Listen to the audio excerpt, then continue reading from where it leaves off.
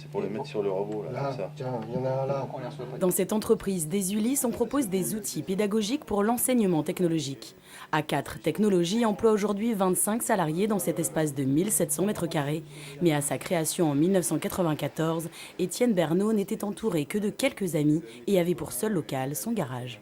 J'étais prof de technologie et puis en 92, enfin au milieu des années 90, au début des années 90, on a eu de nouveaux programmes d'enseignement technologique et comme tout prof, j'ai dû créer moi-même mes sujets pédagogiques et puis j'ai fondé A4 pour diffuser des matériels pédagogiques dont j'avais eu l'idée.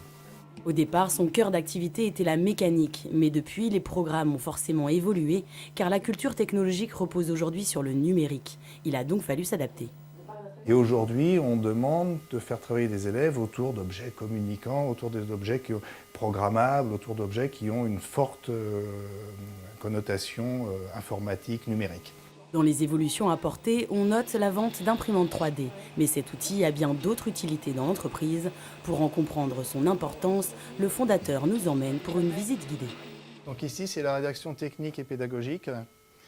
Donc c'est là que tout commence. En fonction du besoin exprimé par les programmes d'enseignement, on imagine et puis on va concevoir des produits. Dominique, le conseiller pédagogique, est à l'origine des projets. Avec ce logiciel, il proposera aux élèves de réaliser une maison. L'impression 3D pourrait être ici un outil complémentaire. Nous sommes confrontés à une problématique, c'est que le virtuel, ça a aussi besoin à un moment donné de se transposer dans le réel et les élèves ont besoin de ça pédagogiquement. Et donc l'impression 3D vient vraiment donner du sens à leurs projets, à leur créativité. L'impression 3D permet aussi de réaliser des pièces dans des temps réduits et de laisser la place à l'erreur. Une fois les projets pensés, l'entreprise réalise un prototype. Bon, là, on entre au bureau d'études. C'est là qu'on conçoit et qu'on prototype nos modèles, nos maquettes. Voilà. Donc Pascal dessine les modèles et les prototypes et en lien avec la production, les met au point. Là encore, l'impression 3D les aide à réaliser les prototypes. Dans cette pièce, nous retrouvons leurs différentes imprimantes. En tant qu'industriel, nous, on a eu rapidement besoin de prototyper nos projets. Donc, il y a quelques années, le prototypage rapide, c'était le nom des imprimantes 3D, coûtait très cher, donc on le sous-traitait.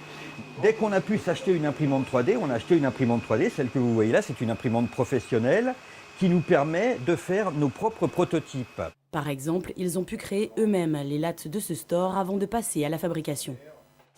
Alors là, nous sommes à l'atelier. Muriel est en train de faire du montage de robots dont les pièces ont été usinées sur les machines qui sont derrière nous.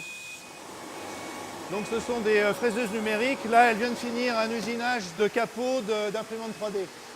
A4 Technologies possède dans son catalogue 3000 références. 80% de son chiffre d'affaires repose sur les produits pédagogiques, mais elle compte sur la vente d'imprimantes 3D pour diversifier son offre.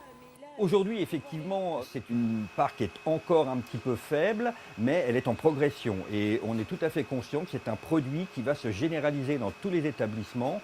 Et donc, ça va devenir véritablement, dans les 5 années qui viennent, un gros marché. Ils ont d'ailleurs créé un site internet dédié à la vente de ces machines, de quoi élargir leur clientèle et toucher les particuliers.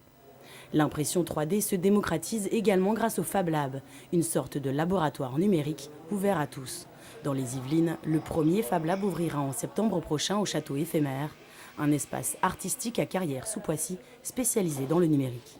Les Fab Labs sont inscrits dans une histoire qui est un mouvement culturel avec un certain nombre de valeurs, le do-it-yourself, le partage. Il y a une valeur très forte de partage des savoirs. Si dans ce lieu l'accent est mis sur l'art, les ateliers restent ouverts à tous. Un entrepreneur, un artisan locaux, un particulier ou un artiste qui ne ferait pas partie du programme de résidence peuvent venir et moyennant des sommes relativement, équilibrées, pas trop chères, peut avoir accès du coup au Fab Lab et peut utiliser les fraiseuses, les imprimantes 3D et tout le matériel présent sur place. En France, des Fab Labs ont déjà permis à des startups de tester et de lancer de nouvelles activités.